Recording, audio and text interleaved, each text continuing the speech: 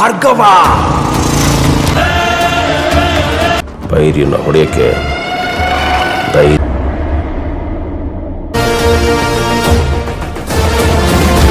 ನೀವೇನ್ ನೋಡಿದೀರಾ ಇಲ್ಲಿ ಗ್ಲಿಮ್ಸು ಇದೇನು ಅಲ್ಲ.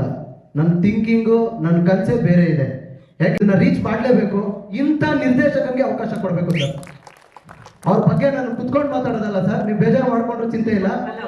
ಇಂಥ ನಿರ್ದೇಶಕನಿಗೆ ದಯವಿಟ್ಟು ಅವಕಾಶ ಕೊಡಬೇಕು ಸರ್. ಯಾಕೆ ಗೊತ್ತಾ ಸರ್, ನಾನೊಂದು ಇಷ್ಟು ನೊಂದ್ಕೊಂಡು ಹೇಳ್ತಾ ಇದ್ದೀನಿ. ಪ್ರೊಡ್ಯೂಸರ್ ದುಡ್ಡು ಹಾಕ್ಬಿಟ್ರು, ಅಯ್ಯೋ ಥಿಯೇಟರ್ ಕಡೆ ಬರ್ತಾ ಇಲ್ಲ, ಅಯ್ಯೋ ಜನ ಇಲ್ಲ, ಥಿಯೇಟರ್ ಮುಚ್ಚಾಯ್ತು ಅಂದ್ರೆ ಕೊಡಿ ಸರ್ ಇಂಥ ನಿರ್ದೇಶಕರಿಗೆ ಒಳ್ಳೆ ಪ್ರೊಡ್ಯೂಸರ್ ಒಳ್ಳೆ ಬಜೆಟ್ ಕೊಟ್ಟು ಕೊಡಿ. ಯಾಕಿಂತ ಔಟ್ಪುಟ್ ಬರಲ್ಲ?